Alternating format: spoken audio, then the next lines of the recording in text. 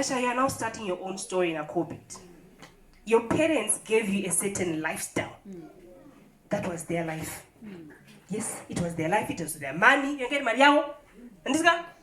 Hey, what am I saying? I grew up in a background, it was okay. My parents now Kota Falls. My parents could provide me with everything. But marriage happened. I'm not saying that's where you're going to go, but I'm trying to put across the teaching. Yeah. What was happening? When I got married to my husband, he wasn't working. That it is ever use it, that's where we met. I use it. I notice because when I go to take what my tamba, serious. Yeah. Tapina marriage, bye.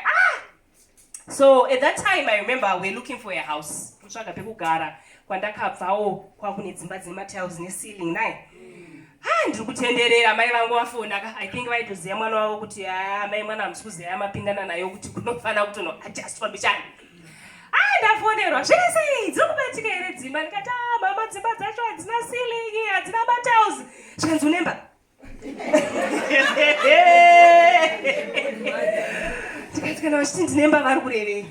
What she was trying to tell me is, my daughter, you have started your own journey. You are coming from our life. Yes.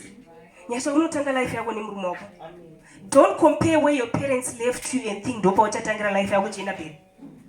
We have in my generation microwave. Just because that's where you grew up. It takes your parents maybe 20-30 years to get there. You pay your name a face, mommy. Life has phases because a lot of people my generation, social media now, it's also giving people unnecessary pressure. Because monano poster zvano da kuti muoneka. Nogona poster ndakagara ndototi ndipoka chichauka isa musoro ichichi. Ndotonzi from Miss to Mrs. Vanhu vototi bread show yangu. That's social media. I portray what people want to see. So know that life has phases. Me and my husband, I never ever anticipated that's where my life would start. My brothers, they had good jobs, they had good lives, but God had a different story for me. Yes. And I thank God for that story because that's how I received my calling. Through what I was going, by the way, I supported my husband for 6 years, not 6 days, 6 months, 6 good years, the first 6. At times it gets emotional because but anyways, right now me and my husband we've traveled to Dubai for holiday. Remember that was at church. We've traveled to Dubai for holiday. Tutu, no kids. I've traveled to Dubai. I've traveled to Mauritius. I've traveled to Cape Town. We akatangira mumbame mute my punzona my dinopinda say mumbama kadai. What am I trying to say? I don't know path ya uchatanganai. I don't know what God has in store for you. Because when I very excited, you know what, with the life that they gave me, I think I'm going to be okay. But God will be saying, you marriage no certificate to qualify. Qualification, qualify. Because through that journey, me and my husband, we learned to stick with each other. What am I trying to say? Panguva yeye papa kaoma. Tine michato yatisina kuenda. Nina wewe tutasikadi taito shaya utufike. That's how bad it was. Poita time yote baba wangu akatisevera mchato yomwana zvikanzi. Poita mchipa mwana chikafu. It tells you something. Kuti mwana anenge akati wondende mwana wangu mazoyanga misoro akati hombeuka. So life comes with different phases. My phases are marriage, but we can only get through them by the grace of God. I remember telling you life looking for someone but right now I'm a strength to others. So I'm also speaking to a sister about, you know what, I don't know what you might be going through. Marriage, mine was the financial barrenness. A child barrenness. I remember I have a friend of mine, I can't give her birth. It should be 2 weeks ago, after 10 years of marriage. 10. But one thing I liked, they stood together. Because as husband and wife, and not allowed, but there are certain ways that we can say that can affect the two of you. I love song ya Winky Dijon's Night Garden. Pasina vanuka tunaenda kure. So what am I trying to say? In your marriage, know that there are phases. Background ya wakava, it was your background. Background. And also background affects marriages in so many ways. See, I remember patika mpani mwe Haiti ndakamboenda, there's this bride akabvunza question painzi nyora yemapepa. Akatika na murume wangu ane strong SRB. Ndinomubatsira sei? Do you know what SRB zvinoreve? Strong raw background. Murume wake. Then we just asked the question yekuti satipindure. Pamaidana nongo singazvionera. Yeah, the background yemurume wako pamwe akazoona murume wako ane mari, but background yake will always be a part of him. So I don't know where background Jacob yakamira sei. There are certain traits that you will see, but learn that these are part of him. There are things I can't change. Marriage every day, but you know this is a part of who he is. And the traits why. So when you get in marriage, don't change him. Background, affect us. But know that if you are a praying woman, you get through that phase.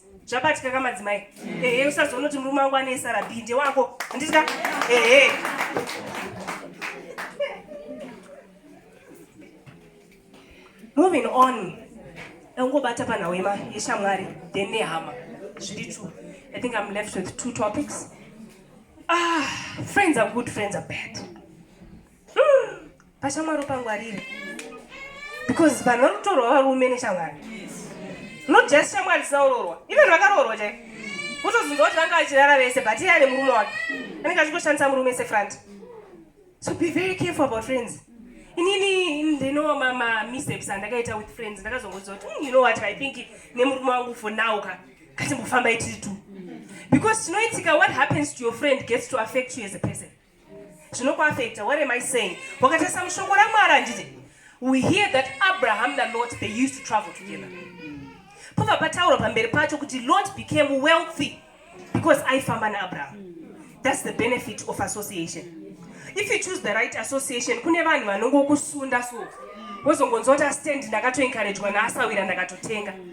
choose people who build you in a positive way.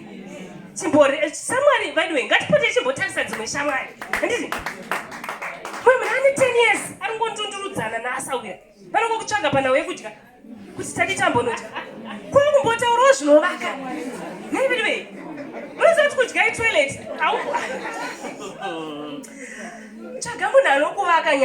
I'm not saying going out for lunches with friends is bad.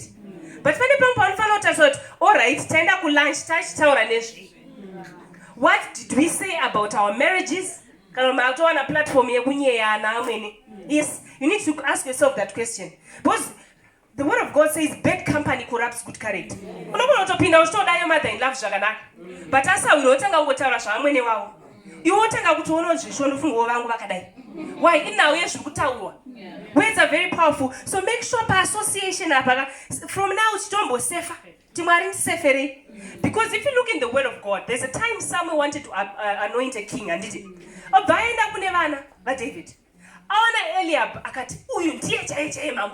He's looking at the appearance. As people, we tend to look at the appearance. I was there. I look at the heart. God is the only one I know going to we carry a lot of friends who are backbiting us. Hey, I'm not look for people who are progressive. People who build you as friends. People who say namata kanasina advice. Advice zero ya asatatu mboshanso marriage man. Because when vazhinji vari kungonoshandisa copy and paste. Copy and paste pawaudzwa but auziva kuti zvinoshanda here kana kuti hazvishandi. Choose friends wisely. Because even the word of God you see Shadrach, Meshach na Abednego. These are people who are shamwari. Vaisimbisana pazvinhu zvaMwari.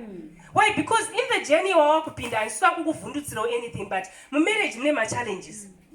I promise you they will come. They will come. They can come in the form of people.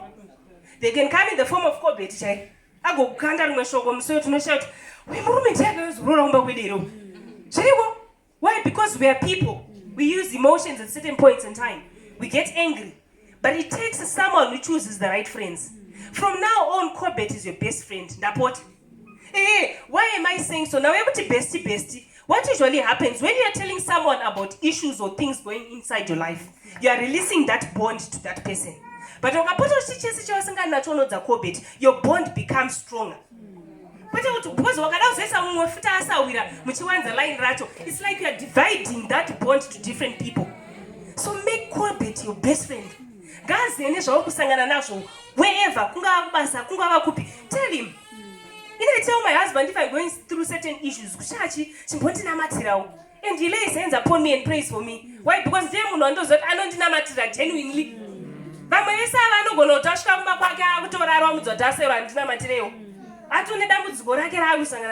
So let's try by all means to choose the right friends. Why? Because no truth no